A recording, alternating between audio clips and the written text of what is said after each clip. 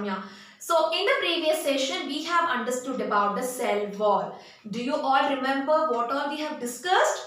Okay, let us talk about only one point about the previous session. Let me ask you a question. Where is cell wall present? Correct answer. You all know, right? Cell wall is present in the plant cell, whereas it is absent in the animal cell. And that was the major difference we were able to find out when we look at the structures of the plant cell as well as the animal cell. So in today's session, let us understand about the next component of the cell, that is the nucleus. Before getting to know more about the nucleus, do you remember the microscopic view of the onion peel cells? Do you remember how does it look? Absolutely, I hope you all have remembered this structure which we have discussed earlier, right? So, we have found structures like this, right? And these structures were having three prominent things. We were able to find out three prominent structures when we look at this kind of structures under the microscope. Correct? So what are the three prominent structures then? They are the plasma membrane, and then we could also find out the cytoplasm, and then nucleus. Correct? So in today's session we are going to focus on this part, that is nucleus. Okay, so before getting to know more about the nucleus, first understand what is nucleus, where it is located, how does it look. Okay, so then what is nucleus? See, nucleus is a cellular component. It is a cellular component which is present inside the cell. Okay, what is cellular component? It is a component which is present inside a cell. There are so many cell organelles which are present inside a cell, right? Similarly, this nucleus is a component which is present inside the cell. And where is it located? When I talk about the location of the nucleus, if you look at the cell, see inside the cell, the nucleus is present at the center. The nucleus is present at the center of the nucleus. So its location is center. And when I talk about how does it look, compared to other cell organelles, this nucleus, it is bit larger. Nucleus is bit larger. So it is having the largest structure of the cell. So these are the three things which we have to understand when I talk about the first nucleus, introduction part of the nucleus. Nucleus is a cellular component of the cell. It is located at the center of the cell and it is largest structure of the cell. And you all have to know how does a nucleus look like. See, nucleus, this is the structure of the nucleus, where this nucleus contains so many parts inside it, like DNA, chromatin, nucleoplasm, nucleolus, nuclear membrane. Lot of structures are found, right? So don't be confused. We will discuss everything in detail in this session. Okay? Okay, now let us understand the components of nucleus. So when I talk about the components of nucleus, there are two categories which it is divided into. The first one is the nuclear envelope and the second one is nucleoplasm. So when we talk about nuclear envelope, then what is meant by nuclear envelope? See, nuclear envelope is composed of two nuclear membrane. Where is this nuclear membrane? If you look at the structure of the nucleus, you can see there are two membranes. This is one and inside another one, right? So this is considered to be the two membrane, that is two nuclear membrane. The two nuclear membrane together it is called as nuclear envelope. Clear? What is meant by nuclear envelope? Nuclear envelope is the envelope that is composed of two nuclear membrane. Clear?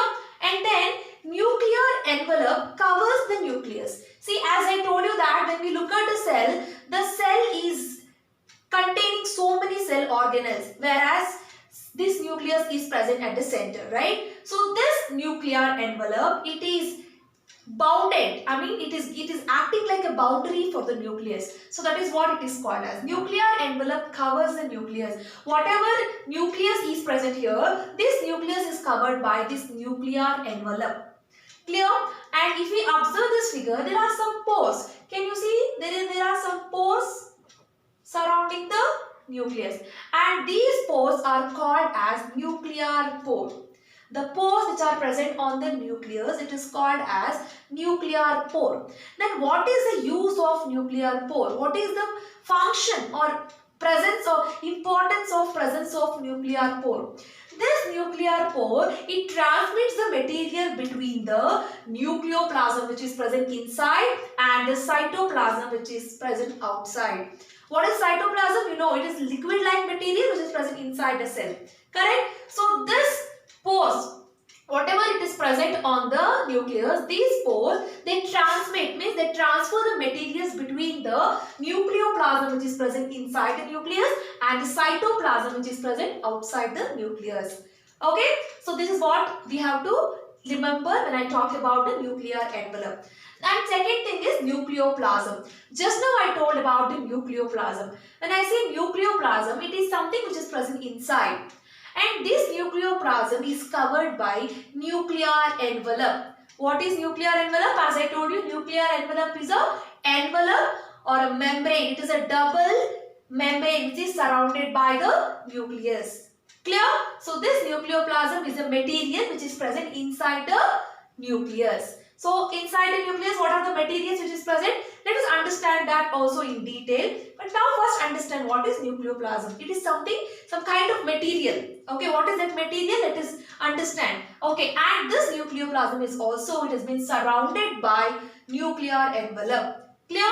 So this is all components of nucleus. Okay, now let us understand nucleoplasm in detail now. See, if you look at the structure of the nucleus, you can see where is nucleoplasm? Nucleoplasm is present inside. It is inside the nuclear envelope, right? So this nucleoplasm, it contains nucleus as well as the chromatin material. Then what is nucleolus? What is this nucleolus? See, this nucleolus is looking like this. It is present inside the nucleus. Nucleolus is present inside the nucleus. Sometimes it is 1 in number, sometimes it is more than 1 in number. Then what is the use of the presence of nucleolus inside the nucleus? It helps in forming the protein forming centers. Please remember, this nucleus, they help in forming the protein forming centers. What do you mean by protein forming centers? Do you know that which organelles in the cells, they synthesize the proteins? Correct? They are the ribosomes, right? And these ribosomes are being created. It is being formed by the nucleolus. This nucleolus which is present inside the nucleus, they help in forming the ribosomes and thereby ribosomes help in synthesizing the protein. So, I can tell these ribosomes are formed by nucleolus. Clear? So next is the chromatin material. Where is chromatin material? Again, it is present inside the nucleus. You can see some thread-like structure which is present inside the nucleus. Correct? And these thread-like structures are called as chromatin material. And you may also remember that not with the help of single cell an organism is formed. If an organism has to be formed, there should be so many cells, right? And how these so many cells are being formed inside the body of an organism? It is because of cell division. See, as a result of cell division or during cell division, this chromatin which is present inside the nucleus, these material, they get organized. Before, see, this chromatin material, they do not have shape. They look however it won't. See, it look like thread-like structures inside the nucleus, right? So, during the time of cell division, these chromatin material, they are organized to form the chromosomes. The chromosomes are something, they look like this. Now, these are organized, okay? These chromosomes are organized. I repeat once again. So, we are understanding now about the nucleoplasm. This nucleoplasm contains the nucleolus as well as the chromatin material.